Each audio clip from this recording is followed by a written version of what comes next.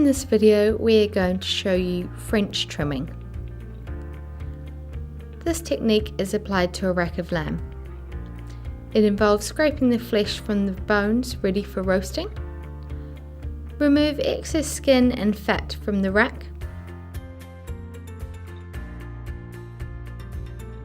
The rack can be roasted or turned into a crown roast or guard of honour.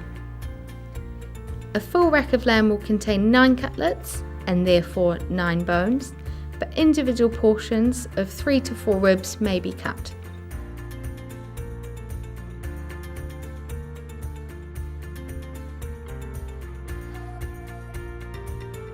Turning the rack over, remove the meat and tissue by scraping the bones with a knife until they are clean.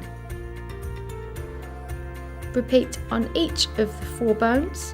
Tidy any excess sinew.